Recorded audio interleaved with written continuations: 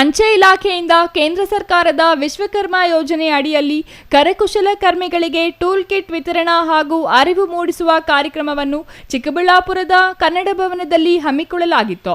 ಈ ಕಾರ್ಯಕ್ರಮವನ್ನು ಜ್ಯೋತಿ ಬೆಳಗಿಸುವ ಮೂಲಕ ಚಾಲನೆ ನೀಡಿದರು. ಇದೇ ವೇಳೆ ಮಾತನಾಡಿದ ಸಂಸದ ಸುಧಾಕರ್ ಅವರು, ಇಂದಿನ ಅಗತ್ಯಕ್ಕೆ ತಕ್ಕಂತೆ ಹೇಗೆ ಉತ್ಪಾದಿಸಬಹುದೆಂಬುದನ್ನು ವಿಶ್ವಕರ್ಮ ಯೋಜನೆಯಲ್ಲಿ ಹೇಳಿಕೊಡಲಾಗುತ್ತದೆ. ಹಳೆ ಕಾಲದ ವಿನ್ಯಾಸದಂತೆಯೇ ಉತ್ಪನ್ನಗಳನ್ನು ತಯಾರಿಸಿದರೆ ಅದಕ್ಕೆ ಬೇಡಿಕೆ ಬರದೇ ಹೋಗಬಹುದು. ಉದಾಹರಣೆಗೆ, ಈಗಿನ ಮಹಿಳೆಯರ ಅಭಿರುಚಿಗೆ ತಕ್ಕಂತೆ ಸೀರೆಗಳನ್ನು ತಯಾರಿಸಿದರೆ ಅದಕ್ಕೆ ಉತ್ತಮ ಬೆಲೆ ಹಾಗೂ ಬೇಡಿಕೆ ಸಿಗುತ್ತದೆ. ಇಂತಹ ಯೋಜನೆಗಳನ್ನು ಬಳಸಿಕೊಳ್ಳಬೇಕು. ಯುವಜನರು ಉದ್ಯೋಗ ಅರಿಸದೆ ಉದ್ಯೋಗ ನೀಡುವವರಾಗಬೇಕೆಂದು ಕರೆ ನೀಡಿದರು. ವೋಕಲ್ ಫಾರ್ ಲೋಕಲ್ ಎಂಬಂತೆ ಎಲ್ಲ ಕರಕುಶಲಕರ್ಮಿಗಳು ಹಳ್ಳಿಯಿಂದ ಜಾಗತಿಕ ಮಟ್ಟಕ್ಕೆ ಬೆಳೆಯಬೇಕು. ಚೀನಾದ ಬೊಂಬೆಗಳು ಈಗ ಜಾಗತಿಕ ಮಟ್ಟದಲ್ಲಿ ಖ್ಯಾತಿ ಪಡೆದಿವೆ. ಆದರೆ ನಮ್ಮಲ್ಲಿ ಚನ್ನಪಟ್ಟಣ ಹಾಗೂ ಕಿನ್ನಾಳ ಆಟಿಕೆಗಳ ಉದ್ಯಮವಿದೆ ಎಂಬುದನ್ನು ಮರೆತಿದ್ದೇವೆ. ಆದ್ದರಿಂದ ಇವುಗಳನ್ನು ಜಾಗತಿಕ ಮಟ್ಟದಲ್ಲಿ ಬಳಸಬೇಕಿದೆ. ನಮ್ಮ ಹಳ್ಳಿಗಳಲ್ಲೇ ನಾವು ಇನ್ನೂ ಗುರುತಿಸದ ಅನೇಕ ಉತ್ಪನ್ನಗಳಿವೆ. ಅವುಗಳನ್ನು ಅಂತಾರಾಷ್ಟ್ರೀಯ ಮಟ್ಟದಲ್ಲಿ ಜನಪ್ರಿಯ ಮಾಡಲು ಎಲ್ಲರೂ ಶ್ರಮಿಸಬೇಕೆಂದು ಹೇಳಿದರು. ಸಾಂಪ್ರದಾಯಿಕ ಕರಕುಶಲ ಕಲೆಯನ್ನು ಉಳಿಸಿ ಆರ್ಥಿಕ ಚೈತನ್ಯ ನೀಡುವುದು ವಿಶ್ವಕರ್ಮ ಯೋಜನೆಯ ಉದ್ದೇಶ. 18 ಬಗೆಯ ವೃತ್ತಿಗಳಿಗೆ ಇದರಲ್ಲಿ ಪ್ರೋತ್ಸಾಹ ನೀಡಲಾಗುತ್ತಿದೆ. ಕರಕುಶಲ ಕರ್ಮಿಗಳಿಗೆ ಕೇವಲ 5% ಬಡ್ಡಿ ದರದ ಸಾಲ ದೊರೆಯುತ್ತದೆ. ಉಳಿದ ಹಣವನ್ನು ಕೇಂದ್ರ ಸರ್ಕಾರ ಪಾವತಿಸುತ್ತದೆ.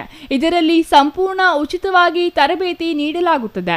ಈವರೆಗೆ 1.49 ಲಕ್ಷ ಜನರಿಗೆ 1190 ಕೋಟಿ ರು ಸಾಲ ಸಿಕ್ಕಿದೆ ಎಂದು ಹೇಳಿದರು. ಇವತ್ತು ನೀವು ನಿಮ್ಮ ಕಾಲ ಮೇಲೆ, ನಿಮ್ಮ ಶ್ರಮದ ಮೇಲೆ ನಿಮ್ಮ ಬದುಕನ್ನ ಒಳ್ಳೆ ರೀತಿಯಲ್ಲಿ ಸಾಗಿಸಬೇಕು ಅಂತೇಳಿ ಪ್ರಧಾನಮಂತ್ರಿಗಳು ಶ್ರೀ ನರೇಂದ್ರ ಮೋದಿಜಿರವರು ಇವತ್ತು ಈ ದೇಶಕ್ಕೆ ಲಕ್ಷಾಂತರ ಇವತ್ತು ಜನರಿಗೆ ಇವತ್ತು ನೀಡಿದಂತ ಒಂದು ಯೋಜನೆ.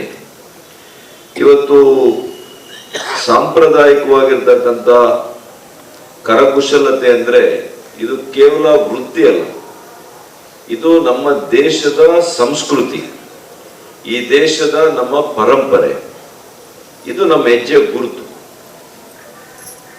ಹಾಗಾಗಿ ಇವತ್ತು ನೇಕಾರರಿರ್ಬೋದು, ಅಕ್ಕಸಾಲಿಗರಿರ್ಬೋದು, ಕಮ್ಮಾರರು, ಅದೇ ರೀತಿ ಬಡಗಿಗಳು, ಶಿಲ್ಪಿಗಳು, ಕಲ್ಲಿನ ಶಿಲ್ಪಿಗಳು, ಚಮ್ಮಾರರು, ಮೇಸ್ತ್ರಿಗಳು, ಬುಟ್ಟಿ ತಯಾರು ಮಾಡುವಂಥವರು, ಮಡಿವಾಳರು, ಸವಿತಾ ಸಮಾಜದವರು, ಗೊಂಬೆಯನ್ನ ತಯಾರು ಮಾಡುವಂಥವರು, ದರ್ಜಿಗಳು, ಮೀನುಗಾರಿಕೆ ಬಲೆ ಹಣಿಯುವಂಥವರು, ಹೂವಿನ ಹಾರ ತಯಾರು ಮಾಡುವಂಥವರು, ಇಂತಹ ಅನೇಕ ಕರಕುಶಲ ಕರ್ಮಿಗಳು ನಮ್ಮ ಸಮಾಜದ ಬೆನ್ನೆಲುಬು.